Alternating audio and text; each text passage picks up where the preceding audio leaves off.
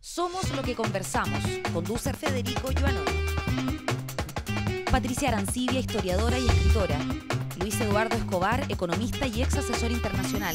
Sergio Mico, abogado, filósofo y cientista político.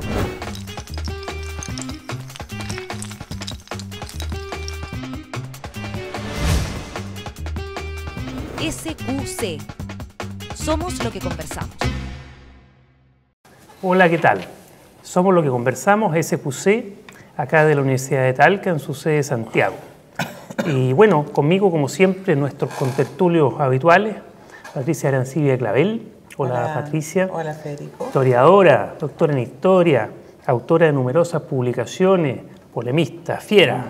Fiera. Ya te dije la otra vez. Lo has experimentado en carne propia. Va mal. Sergio Mico, bienvenido.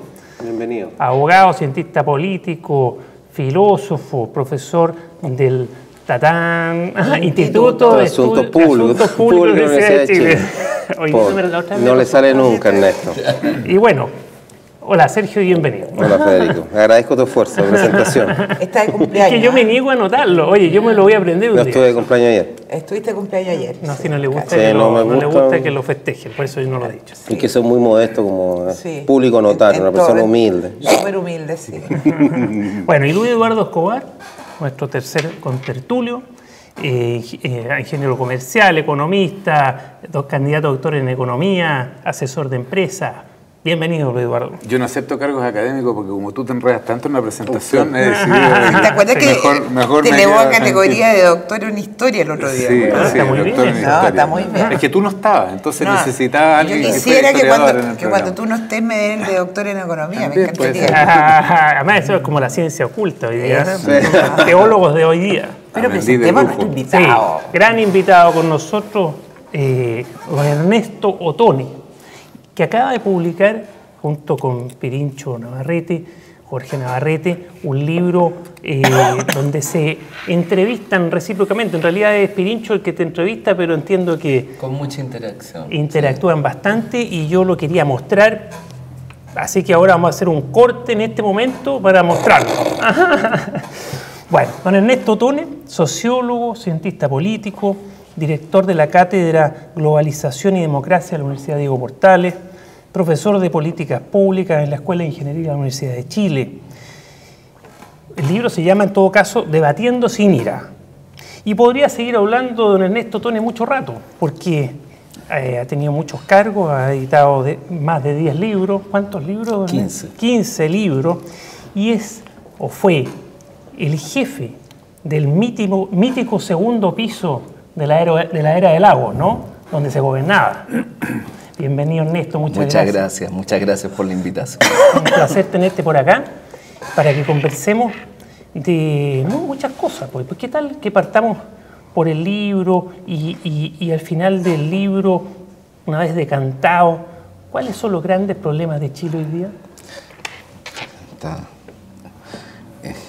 Empezamos duramente. Pero lo más bonito es que es debatiendo sin ira. Sí, bonito Claro, nombre, ¿no? precioso, Claro. sí. Debatiendo sin ira lo hicimos. Después nos vamos a ir hacia la concertación un poco, ¿no? Pero Claro. por ahora hablemos un poquito de Chile. Bueno, mira, la historia del libro fue una entrevista que me hizo Pirincho para Post y que quedaron muchas cosas. Anduvo bien la entrevista y después seguimos conversando. Terminamos grabando como 30 horas de conversación. Y entonces después nos dimos cuenta que habíamos hablado de todo. Con Pirincho somos amigos, hablamos muchas veces de muchas cosas. Y entonces decidimos cortar para que quedara un libro que no fuera de una lectura muy engorrosa, muy atiborrada. Y quedó este libro, que es un libro que trata discutimos sobre, tenemos visiones matizadas, con diferencias, sobre las causas de la derrota de la Concertación, discutimos sobre el nuevo ciclo político en Chile, qué significa aquello,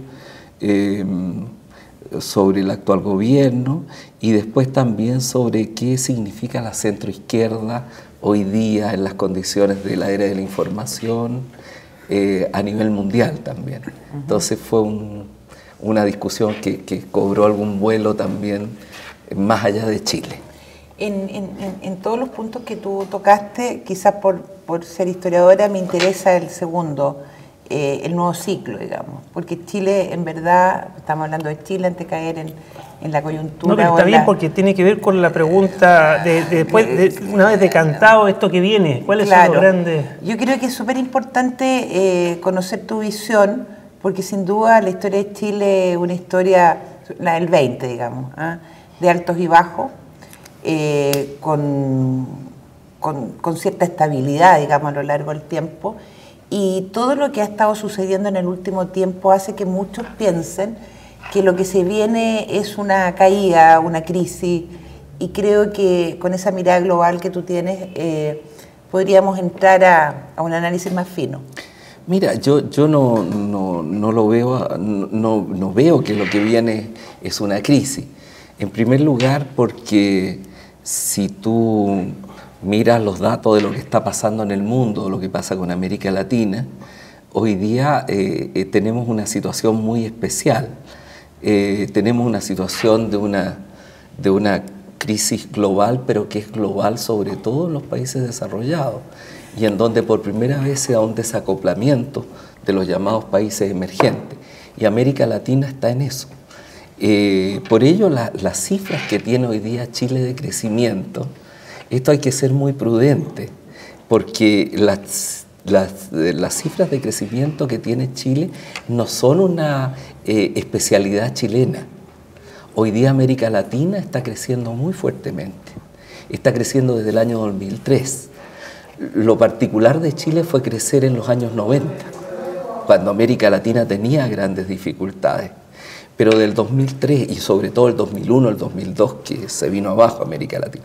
Pero del 2003 hasta ahora, incluida la crisis, porque fíjate que el único año en que cayó el producto en América Latina, que fue el 2009, cayó relativamente poco, y por primera vez en la historia económica de América Latina fue una caída relativamente suave. Fíjate que cayó muy poco las tendencias que antes caían violentamente. Por ejemplo, la pobreza, la indigencia. Pero yo no te hablaba de crisis económica, yo te estaba hablando, acuérdate de Maquiavelo, la crisis moral. No, pero te hablo de la crisis social. No estaba específicamente centrada en lo que yo te quería señalar era primero de que yo veo que Chile está en el marco de una región, que es una región que para los próximos años no tiene un panorama negativo. Ahora, tiene que aprovechar esta oportunidad para sus grandes problemas estratégicos que siguen abiertos. De acuerdo. Pero no tiene un panorama negativo. Ahora, si tú me lo planteas en la historia de Chile, tú me lo planteas en la historia de Chile, yo creo que, y estoy muy convencido de eso, probablemente tú a lo mejor tienes una opinión muy distinta, pero yo estoy muy convencido, estudiando cada periodo de la historia de Chile, de que estos 20 años que han habido, y hago un corte de 20 años, o sea, de 20 y 22 con Piñera. ¿Por qué hago un corte? Porque para mí el tema de la democracia-dictadura es un corte muy fuerte. Es decir, me es muy difícil aceptar una continuidad. Hay elementos de continuidad, pero teóricamente me es muy difícil aceptarlo. En estos 22, 23 años son los mejores años de la historia de Chile. Porque incluso si tú tomas el periodo inmediatamente anterior, es decir, el periodo de la estabilidad democrática, llamémoslo así, del 32 al 73, que es un periodo de estabilidad democrática, ¿no es cierto? La inestabilidad fue del 20... Yo pondría el 64, porque del 64 al 73 entramos en la década revolucionaria, donde nos cambia todo un poco. Sí, pero en líneas globales... Pero en líneas globales es así, si tú miras los datos de la economía, los sociales, etcétera, las convivencias, derechos humanos, etcétera, es así. En ese periodo, el crecimiento de Chile fue un crecimiento menor, O sea, cuando América Latina tuvo los 30 gloriosos, Chile no tuvo ese impulso, ese dinamismo económico. Le fue bien en lo institucional, pero era un país bastante pobre. Era un país que avanzaba bastante. Álvaro Bardón te contestaría diciéndote... Pero con bastante más igualdad y otras cifras... No. Álvaro Bardón contestaría... No, la desigualdad no ha cambiado nada en los últimos 100 años. Todo eso fue un Estado demasiado regulador. Sí, pero ahí se equivocaría mucho. Porque cosa que yo comparto. No, se equivoca. Mira, se equivoca tanto en una... No hay que hacer... Yo no soy partidario de una visión nostálgica, en que, digamos, el periodo de la sustitución de importación, etcétera. Primero, fue un periodo que no lo inventó nadie, fue un periodo producto de las 2 guerras mundiales y de que el comercio mundial se contrajo. Pero fue un periodo en el cual Chile generó sus bases fundamentales que le han permitido hacer todo lo demás. O sea, Corfo, Endesa, etcétera. En general en América Latina, salvo enclaves muy, muy pequeñitas, como la de Sao Paulo, la de Monterrey, fue el Estado el gran productor de la modernización. Se dio así porque todavía eran burguesías muy débiles las que estaban. Entonces no es un problema de que los chilenos quisieron hacer las cosas así. Por eso Bardón tenía una visión extremadamente ideológica. Hay otras también al revés, que ven todo eso bien y ven cualquier cosa que huele a economía de mercado como mal. Pero son visiones ideológicas, no tienen que ver con la realidad. Ahora, yo creo que Chile logró durante estos 20 y tantos años indicadores en todos los planos, que son los mejores de su historia. Eso no quiere decir que sean estupendos. Hay muchos problemas. Pero a partir de algo, quizás ahí es donde vamos a tener la discusión. Pero a partir, digamos, de qué la economía chilena en estos últimos 22 años es como es. Entonces, si tú no pones un hito histórico en 1975 y la transformación económica que se gesta entramos ahí en la discusión. Claro. Ahí entramos en la discusión, pero la discusión entramos mal, porque la economía chilena comienza realmente a crecer y a tener alrededor del 85. Es cierto. Si tú tomas la cifra del 75, no. Y veníamos con un país destruido el 73. La gran caída del PIB fue en la crisis del 82. Fue igual que en América Latina. Es que el problema es cuando tú sacas Chile de América Latina. Si la crisis del 82, la crisis de la deuda pública fue una crisis de toda América Latina. Y Chile más o menos siguió los mismos caminos. Ahora, Chile se adelantó en la salida hacia afuera, en las exportaciones, en los últimos años de la dictadura. Eso es verdad. Eso es cierto. Pero si tú tomas en cuenta el conjunto... ¿sí? Fíjate que el PIB per cápita en 1989 en Chile era el mismo que en 1970. Claro. Ese fue el triunfo del gobierno militar. Claro. No, dejar a Chile para... Espérate, si usted me permite una cosa que no vamos a estar de acuerdo. Los niveles de pobreza eran mucho más altos. Y el nivel de desigualdad... Perdona, Sergio. El nivel de desigualdad, porque ahí hay que terminar con un mito. Como que en Chile era un país más igualitario y ahora es menos igualitario. No, Chile siempre ha sido, desde la colonia hasta hoy, un país muy desigual.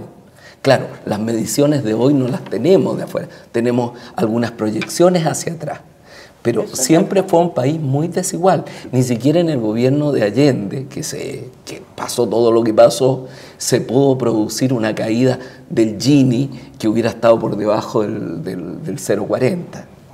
¿Y hoy día cuánto? No, pero hoy día estamos en el 0,50. Pero ahí yo tengo... Hoy día estamos en el 0,50 y logramos, y durante el periodo de la dictadura estuvimos en el 0,58.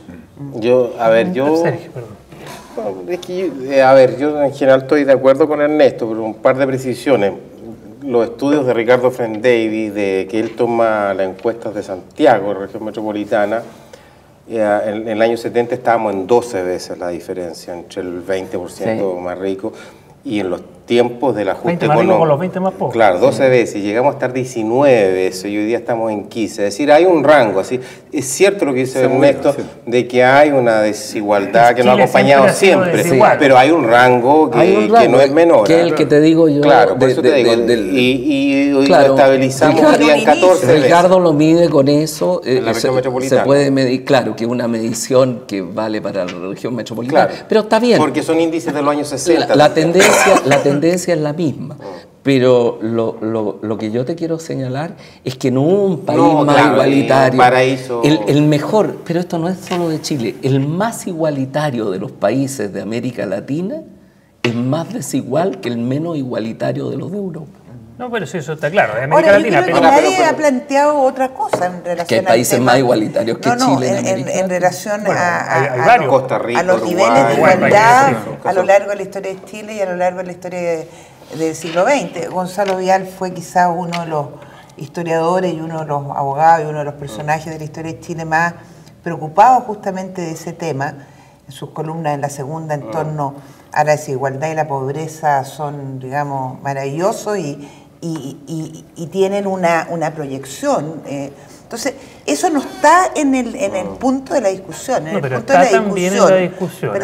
de la discusión en esto es que tomando estos 22 años o 23 años, como uno es historiador y tú eres sociólogo, sabes que nada se toma en la nada. Tú pones a Chile dentro del contexto latinoamericano, cosa que tienes toda la razón.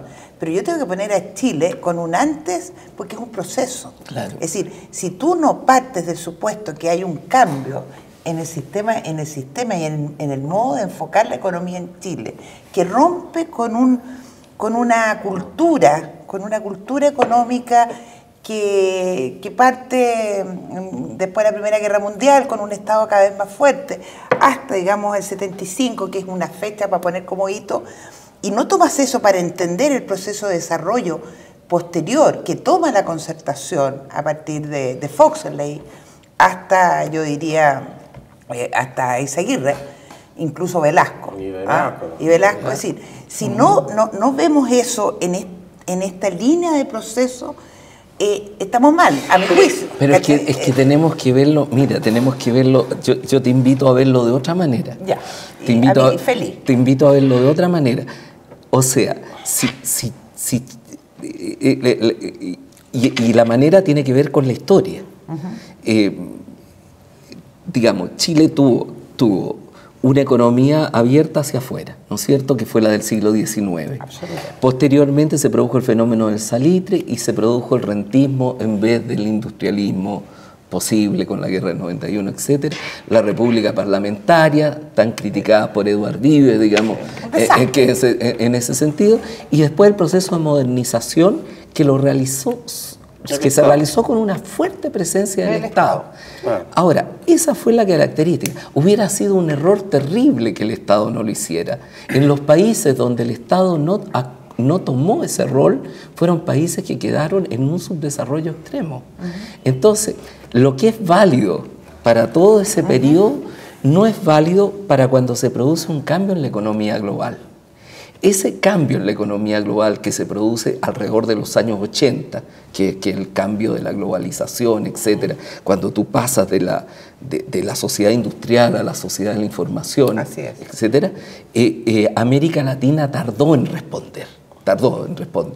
Y Chile en un principio con dictadura tardó también en responder, pero posteriormente respondió con... Entonces, el tema, yo te digo, por supuesto que hubo un cambio en la adaptación de la economía chilena a la economía mundial, pero ese es un cambio que se dio también en toda América Latina. Antes que la Thatcher evolucionemos. Pero bien. Pero perdona, pero este tema tú lo tratas en el libro y sin ninguna vergüenza. Está el reconocimiento de que acá se aceptó una economía abierta y de mercado, en sustitución, como lo explicaba muy bien Ernesto, entre otras cuestiones por el cambio de la economía a una economía que era más cerrada y más controlada por el Estado, y que eso se mantuvo. Y hoy día tenemos una economía de mercado que permite mucho crecimiento económico, pero con muchas desigualdades, y ese es el punto que, Claro. Ese es un punto que es un punto de quiebre en los gobiernos de la Pero concertación, ese creo es un yo. punto que yo los invito a volver después del corte que vamos a tener en unos minutos más.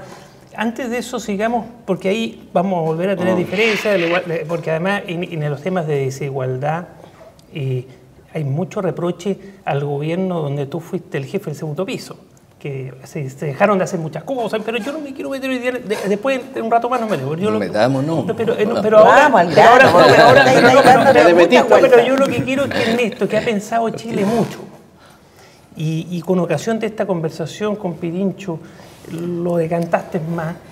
A lo primero que te pregunté, ¿cuáles son los grandes desafíos de Chile? ¿Qué hacemos con esa desigualdad, por ejemplo? Los grandes desafíos, o sea, los grandes desafíos de Chile, mira, el desafío central es el siguiente.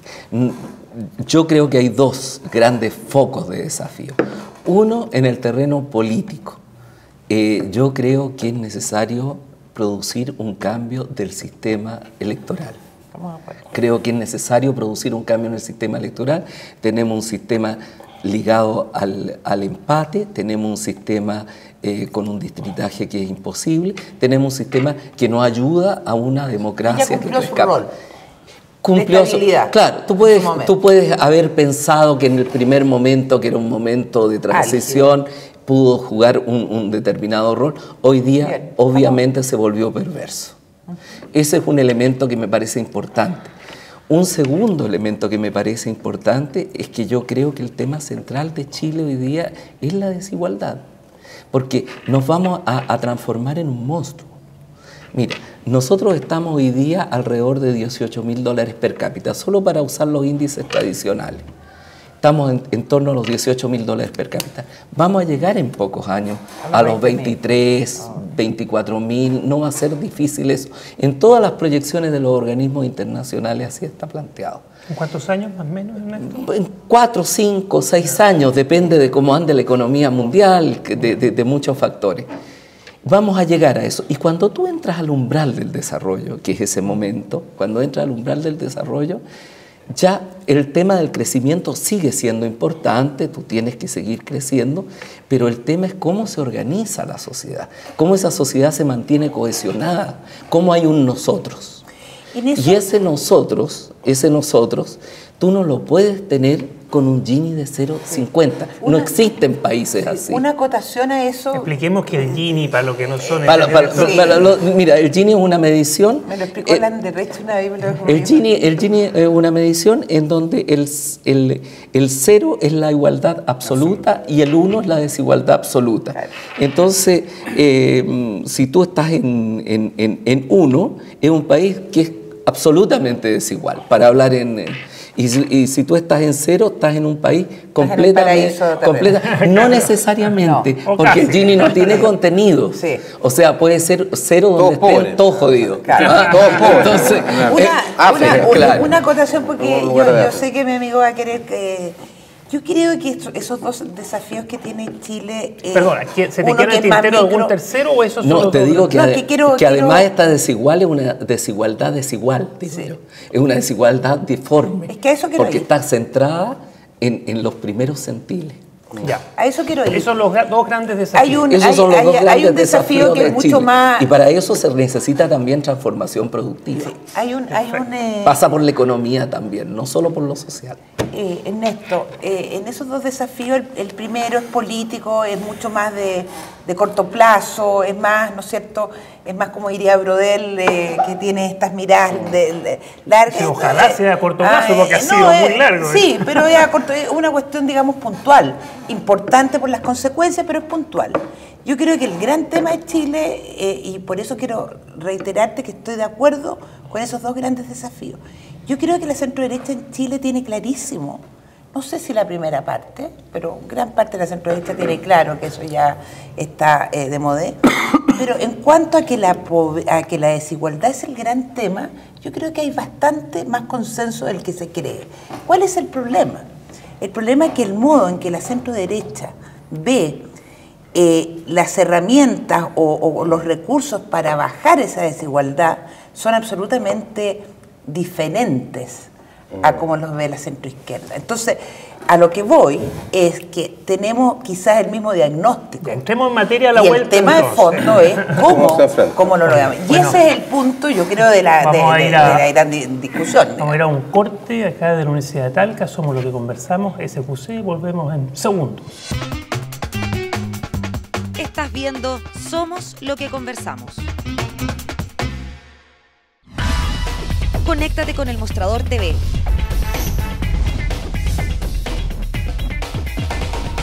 Búscanos en Facebook.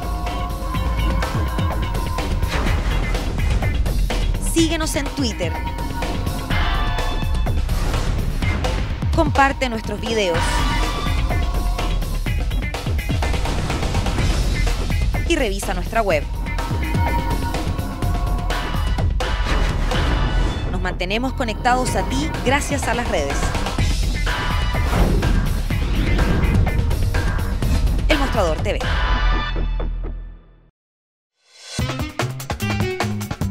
Estás viendo Somos lo que conversamos. Hola, estamos de vuelta, somos lo que conversamos acá de la Universidad de Talca, en su sede de Santiago, nuestro anfitrión y auspiciador. Bueno, quedó planteado antes del corte el gran tema, que es uno de los dos grandes temas que menciona Ernesto Tone, los desafíos del Chile que viene, y claramente el que nos convoca y nos motiva más a conversar es el tema relativo a la igualdad, desigualdad que hay en Chile, y que tiene mucho que ver con, por supuesto, con la concentración, con la pobreza, en fin, es un macro tema. Y vamos a dejar el tema de las reformas institucionales para una próxima vez, porque si no, no vamos a poder, ¿no? Y es sería demasiado ambicioso. Luis Eduardo Escobar. Sí, yo quería derecho a réplica. No te hemos oído de idea. ¿Qué pasa con la desigualdad en este país? Bueno, a ver, yo comparto casi todo lo que ha dicho Ernesto, si no todo. La única, tal vez, él hace una diferencia que a mi juicio es importante, pero yo hasta ahora lo he englobado. Yo creo que el tema de la concentración, o tú hablas de la desigualdad, la contraparte de eso es la concentración, digamos, ¿no? Y la concentración es un problema endémico de Chile, no cabe ninguna duda, desde la época de la colonia para adelante, y a mi juicio también incluye lo político. Ahora yo creo que analíticamente las dos cosas hay que separarlas para efectos de poder facilitar una conversación. Pero también el aparato político es extremadamente desigual y desconcentrado, y eso se ve, y concentrado, digo. Entonces, pero Patricia al cerrar decía de que en el diagnóstico tal vez no habían tantas diferencias. Yo creo que efectivamente la derecha se ha estado empezando a dar cuenta de que el problema de concentración es un problema relativamente serio. El otro día en una de las AFP en Santiago escuché por primera vez una conversación, por primera vez, desde el año 1981 hasta ahora, por primera vez una conversación en la cual se decía cuál es la tasa de reposición a la que vamos a aspirar como AFP que le vamos a ofrecer a nuestros clientes. La tasa es que no te juntas con gente centro-derecha, ese es tu problema. ¿Y cuál es esa tasa de reposición? No, bueno, está en discusión, pero por primera vez está en discusión en serio. Porque hasta ahora las AFP siempre habían pensado de que no tenían pasivos, de que no tenían ninguna obligación frente a sus ahorrantes más allá de cuidarles la plata.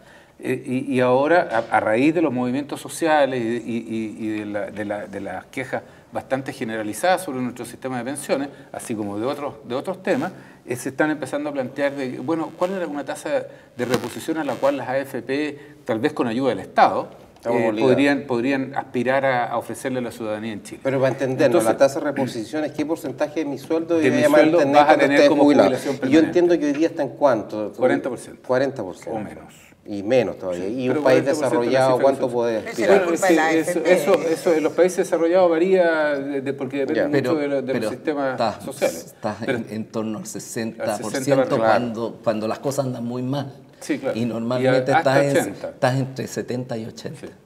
Y ayer tú y yo escuchamos de la presidenta de la CUT que habló de 170.000 pesos, que era el promedio de la pensión promedio, claro, que está por debajo del salario mínimo. Es decir, en un país donde los ingresos están en 350.000 pesos. Y que el salario mínimo se justifica porque no puede ingresar. Bueno, ahí pero tenemos un temazo. Así que hay otro paso. Pero yo creo que esto hay que mirarlo de otra manera. Y yo en la campaña presidencial anterior fui uno de los que andaba planteando siempre el problema de la concentración y la desigualdad. Pero en los últimos 4 años he seguido leyendo y aprendiendo y he llegado a la conclusión de que en realidad nosotros tenemos que tener cuidado con cómo diseñamos nuestras instituciones. Porque nuestras instituciones, cuando uno las mira, son altamente concentradoras. Tú miras el sistema tributario y es un sistema diseñado explícitamente para la concentración de la riqueza. Tú miras el sistema de AFP y SAPRE, es un sistema diseñado para la concentración de la riqueza. Se diseñó por eso. ¿Qué hay que hacer ahora para diseñar al inverso? Tú miras el código laboral y ocurre lo mismo. Entonces, tenemos que tener... El sistema económico tiende a la concentración. Lo que no hemos hecho hasta ahora, siempre pensamos en las consecuencias fiscales de las leyes que nosotros aprobamos, de las consecuencias ambientales que pueden tener, etcétera. Hay informes del Ministerio de Hacienda que tienen que ver con el informe financiero, pero nunca ha hecho ningún informe sobre cuáles son las consecuencias sobre la concentración de las leyes que aprobamos. Y yo creo que si vamos a discutir en serio sobre concentración, necesitamos tener cuidado sobre cómo diseñamos nuestras leyes, y hay varias leyes fundamentales que va a haber que revisar en esa línea. Pareciera Código del trabajo mencionaste, tributos. El código tributario, el código del trabajo, la ley de ISAPRE, la ley Ahora estamos discutiendo el tema de la AFP, de la ISAPRE. Ni hablar del sistema educacional. Sí, que la libre, no institucionalidad, la libre competencia. Yo a lo que iba era justamente a eso, porque, no sé, yo tuve como maestro en economía a Sergio Castro, al cual le hice un súper interesante libro que me encantaría que lo leyera, porque además va al corazón mismo de lo que fue el gobierno militar. Pero una de las cosas que aprendí de mis maestros economistas Chicago, Pablo Aragón, Álvaro Bardón, Sergio Castro, fue que para que un sistema económico de libre mercado funcione como debe funcionar, tiene que haber competencia.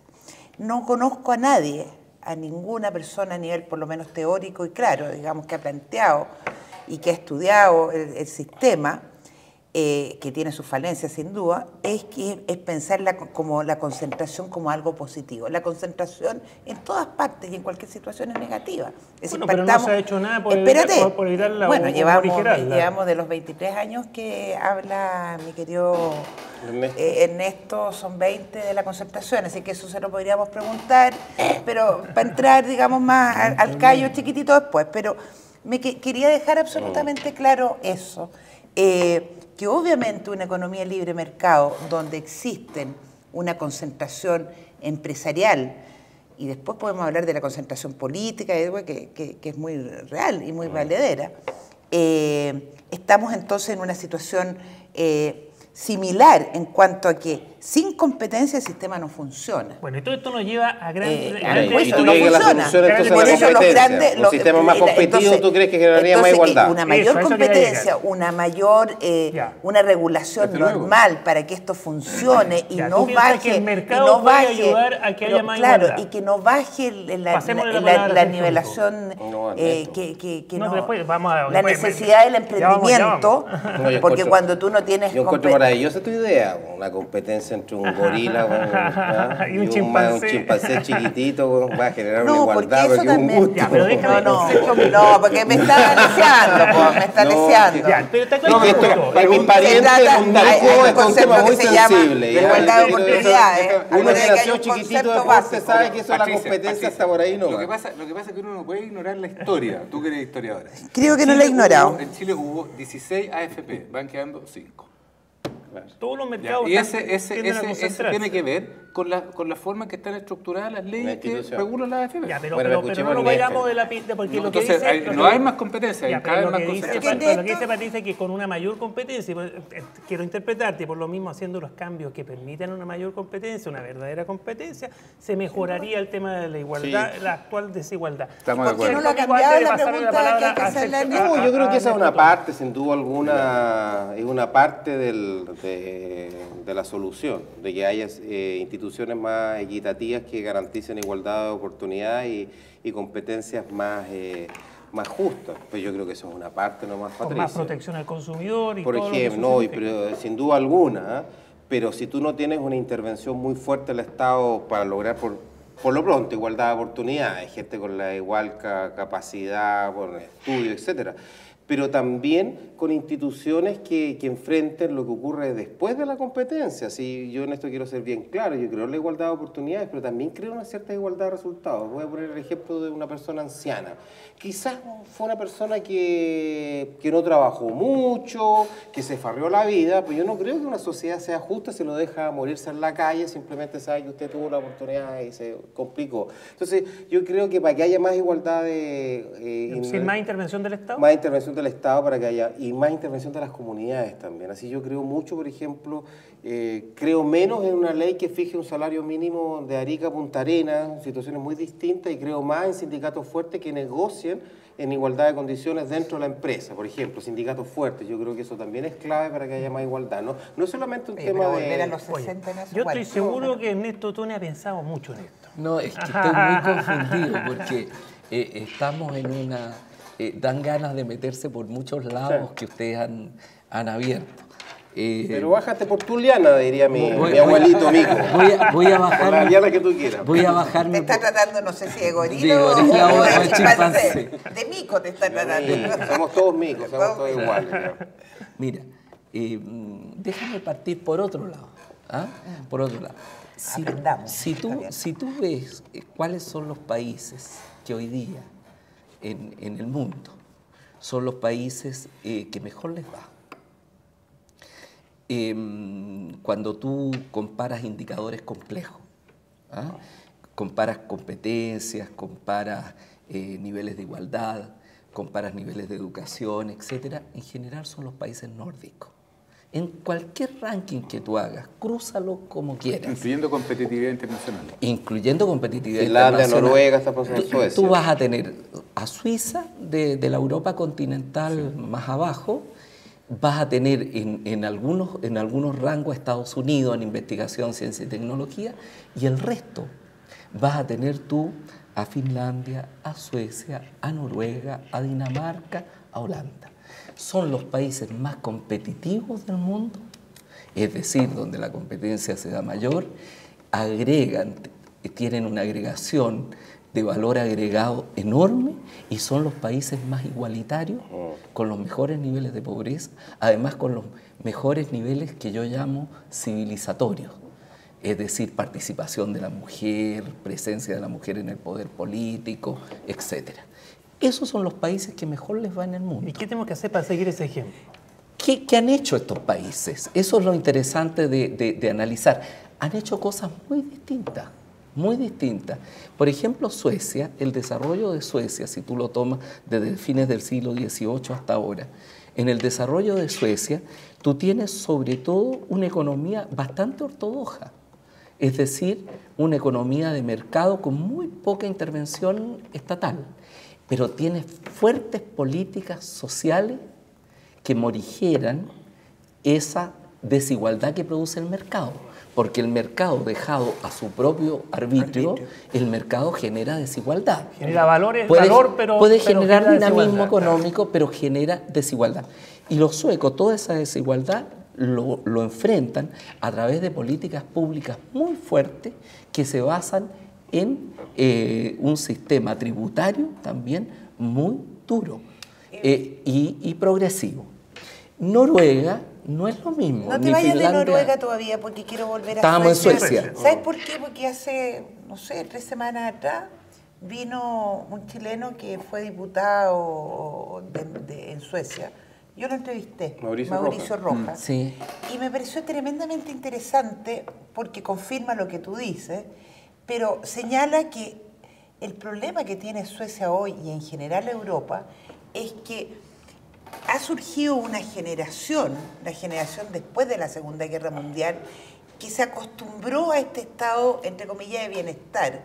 Y resulta que en ese estado de bienestar, donde el Estado iba entregando más y más beneficios, digamos, a la población en general, llegó un momento que ese beneficio no pudo seguir siendo entregado porque obviamente para eso se necesitan recursos. Estoy haciendo una clase básica. Entonces, es interesante que no nos quedemos No, en pero- ese modelo sueco, porque ese modelo Patricia, sueco... no, pero es que el tema es el siguiente. Ellos tuvieron, lo que tú dices es exacto, porque cambió la economía mundial, cambiaron las condiciones de competitividad y ellos hicieron una una reingeniería reingeniería, claro. total, pero sin recortar el estado de bienestar. Sin recortar el estado de bienestar. Y hoy día es que tienen estas cifras. Ellos tuvieron un momento con dificultades y las superaron, pero no las superaron a través de una visión La superaron neoclásica. con la centroderecha que está en el No, poder, la y una centroderecha que lo que hizo fue... No. Le gusta pegar el- perdón, Patricia, es que hablemos de Oye, hecho. pero está en bien, Grecia No, fue la centro-derecha pero la que hablemos- ¿Quiénes están gobernando no, Suecia? no, pero hablemos de hecho. Quienes Así hicieron, la centroderecha más que sería quienes izquierda hicieron en la Chile. reingeniería fue la socialdemocracia, no el centro derecha. Sí, pero Fue la centroizquierda la que hizo la reingeniería. Tanto así que tuvo problemas también con su base. Ahora, la centroderecha ha ganado una vez el gobierno, yo creo que ya no lo va a ganar, pero lo ha ganado 2 veces y ha administrado Ese sí, el claro. estado de bienestar. ¿Y en Noruega, no cuál? ha tocado un pelo del estado de bienestar porque ya es una forma de vida de los suecos. Y poco importa que Que gobierne pagan uno, altos que impuestos a gobierne cambio de otro. servicios De igualitarios de mucha servicios calidad. igualitarios de mucha calidad. Salud, Ya, educación. Ese es el modelo sueco. En el modelo finlandés, mira lo que le pasó a Finlandia. Finlandia es un país que venía de una economía agraria muy atrasada, que estaba ligada a la economía soviética, que producía para la economía soviética. De pronto se le desaparece la Unión Soviética y tiene que recrear toda su economía y refunda toda esa economía, lo hace con fuerte valor agregado del Estado. Y el Estado empieza a meterse en las forestales, agrega valor, agrega tanto valor que le sobra valor agregado para generar la Nokia. Que era Bueno, una forestal originalmente. Que es una tecnología compartida que alcanza esa. Bueno, y entonces hoy día tú tienes una Finlandia que de nuevo está colocada. Es distinto el equilibrio de Dinamarca con la flexiseguridad. Bueno, en cada uno de estos países han buscado, pero ¿qué es lo que buscan en general? Buscan un equilibrio entre tener crecimiento y tener igualdad. Claro. No buscan un crecimiento del cual chorree o se desprenda una Estoy de igualdad, acuerdo contigo, porque Ernesto, eso no pasa. Te puedo hacer, pero porque Tony Yu ahora, te diría, porque perdona, siempre- pero Tony Yu te diría, sabe, pero son países muy pequeñitos. Entonces, primera crítica. Y la segunda crítica que se hace a estos países que han perdido impulso, iniciativa. Si mal no recuerdo, Mauricio Rojas dijo de las 500 empresas que se han creado en los últimos 10 años. Ah, ¿leíste la entrevista? 28 sí son de California y solo una en Europa. Entonces, no sé, déjame... A ver, por supuesto. Es para puncetearte, yo estoy de No, acuerdo contigo, están pero actuando. déjame presionar. A ver, lo que yo te quiero señalar es que están actuando en el mundo global. Ya. Y por lo tanto, el estado de bienestar en el mundo global va a tener que reconstruirse en base a la economía global. Perfecto. Y entonces eso es una cuestión que es muy, muy importante. Va a tener que Pero reconstruirse. se puede competir cuando en China se cobra tan barato la mano de obra, no hay fiscalización ver, medioambiental. sí, A ver, en otro mira, ámbito. ahí, Es que esa es la- ahí nosotros tuvimos un gran economista que murió muy joven, Fernando Van Silber, que fue uno de los hombres que repensó todo el desarrollo de América Latina, que distinguía, yo tuve la suerte de trabajar con él, distinguía entre competitividad espuria y competitividad auténtica. Ya. Entonces él decía, la competitividad espuria es aquella que está basada en los bajos salarios y está basada en el uso y abuso de los recursos naturales. Esa es la realidad del mundo, ¿no? Bueno, China no está con eso. No, pero y la déjame No es un buen terminar. modelo, digamos. Y ese es un modelo Sí, que pero tiene eso oraba a claro, nuestras las empresas. piernas cortas. Y después está la competitividad auténtica que se basa en el valor agregado, Fantástico. en la incorporación Exacto. permanente de tecnología a los productos. Y que supone un capital humano muy avanzado. Y la base puede Gente ser bien de educada, recursos naturales, como es en Australia y como es en Nueva Zelanda, o puede ser como es en Singapur, que no tiene productos naturales Entonces, distintos. Quiero aterrizar un poco yo- lo que, si me yo también, permite, me gusta lo mismo. No, lo voy a, ¿Qué hay pero que lo voy a hacer en aterrizar Chile? es obvio que tú eres sociólogo y yo soy historiadora. Los sociólogos van más hacia los modelos, los historiadores vamos más a lo singular. Es un tema que tenemos... Apúrate porque tengo que cortar. No, es que... pero por favor, qué falta de respeto. No, lo que quiero decir es que lo singular es que todos estos modelos son válidos, siempre es bueno estar comparando con otros, con lo que pasa en otros. Pero al final yo quiero ir a decirte que nosotros tenemos una identidad y nuestra historia no es la historia de Suecia. En Suecia el tema de la solidaridad, el tema, digamos, está dentro de su ADN. La austeridad también parece muy importante. En Chile tenemos otro tipo de valores. ¿Qué hay que hacer en Chile? Eso es la pregunta. La pregunta es que es importante plantearla a partir de una... a eso voy a hacerte la pregunta. Déjame que te diga, yo soy en ese sentido sociólogo sui generis, porque nunca me vas a oír hablar de modelo a mí. Yo no soy partidario de un modelaje excesivo de las realidades históricas. No aguantes que te pinche. Entonces, pero te digo, es que es cierto que a veces en los sociólogos, los cientistas políticos existe un deseo, ¿para qué hablar de los economistas, digamos? En fin, y estilizaciones y todo. Claro. Pero nunca hay que dejar la historia de lado. Y entonces cuando yo te hablo de estos países, son historias de países. Ahora, los países no tienen marcada su historia para siempre. Corea del Sur era un país que tenía el mismo nivel de desarrollo de Ghana en los años 60. Y de Bolivia. Claro, y de Bolivia. Entonces, no hay una marca para siempre.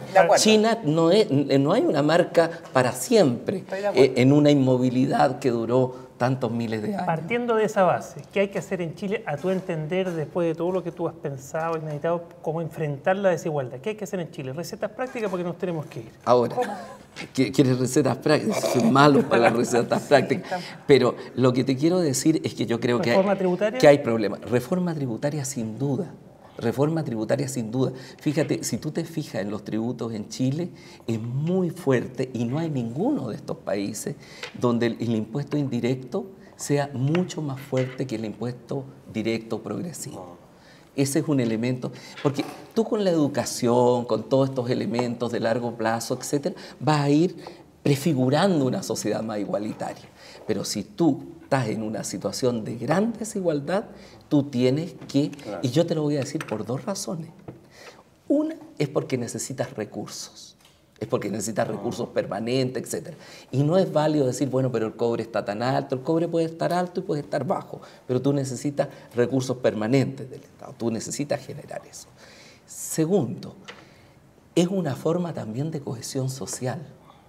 No hay forma de ciudadanía posible para los sectores más ricos que no sea a través de la ciudadanía tributaria, para que exista un nosotros. Entonces yo creo que esos dos elementos se conjugan y son fundamentales para los primeros pasos en tener una distribución del ingreso que sea menos desigual de la que tenemos. Con tal que el remedio no sea peor que la enfermedad. Ese es el único punto y ese es el equilibrio. Es perfectamente posible hacerlo. En esto tenemos que cortar, pero yo te quiero hacer una pregunta insidiosa. ¿Por qué no se hizo en el gobierno donde tú fuiste jefe del segundo piso? Te voy a responder porque las tareas nuestras en ese momento no eran esas. ¿Cuáles eran? Crecimiento. No, nosotros en ese momento, mira, llegaba el primer presidente que venía del socialismo, etcétera, y nosotros nos propusimos 3 objetivos estratégicos. Nos propusimos, de una parte, república y libertades. Cuando nosotros llegamos, no había pena de muerte, no había ley de divorcio, había ley de censura cinematográfica, había ley de prensa. Los comandantes en jefe de las Fuerzas Armadas no eran sacados por el presidente cuando el presidente quería. Habían senadores designados. En fin, había que generar una república. Se iba a dar también durante el periodo del Lago el aniversario del golpe de Estado. Era necesario convertir aquello en un momento republicano. Segundo, primero libertades y república. Desde un lado nomás, lamentablemente. Segundo, mira... Segundo. Porque lo primero estaba bien. Segundo aspecto, nosotros requeríamos en una situación en la que pensábamos no enfrentarnos. Nosotros creíamos, y toda la comunidad académica, todo el mundo, pensaba que la crisis económica turca, rusa, asiática, terminaba en el año 2000. Y tuvimos un primer año en que crecimos al 4,5.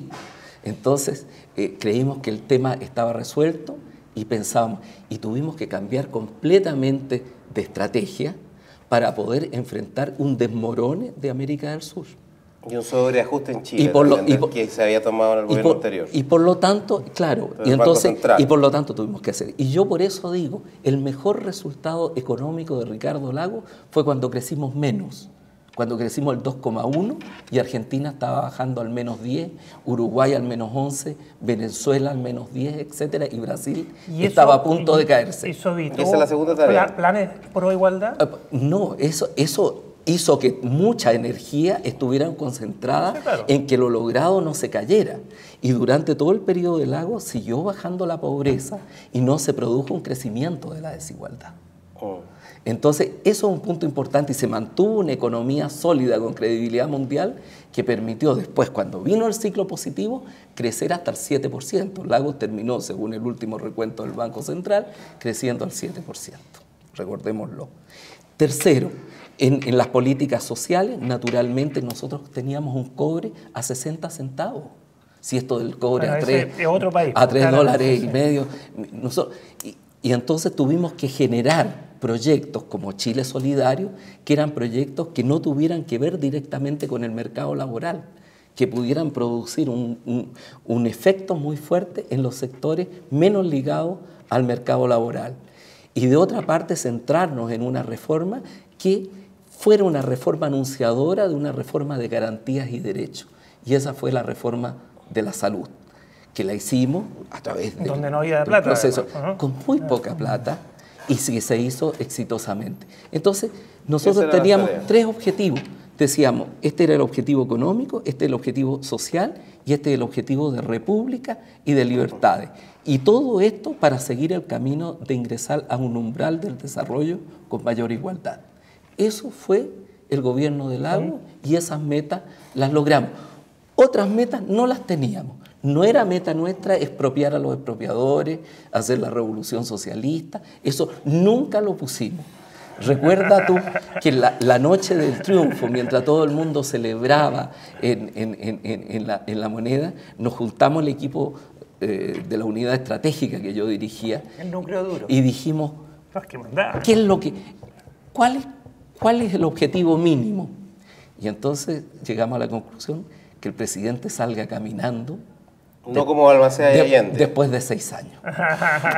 Oye, muchas gracias, Ernesto, por participar en esta... Gracias a ustedes. Ha sido muy agradable esta tertulia, esta conversación. Sí, ha sido simpática. Sí, gracias a todos los contertulios. Nos despedimos. Somos Lo que Conversamos, SQC, desde la Universidad de Talca, acá en Santiago, nuestro auspiciador y anfitrión. Gracias.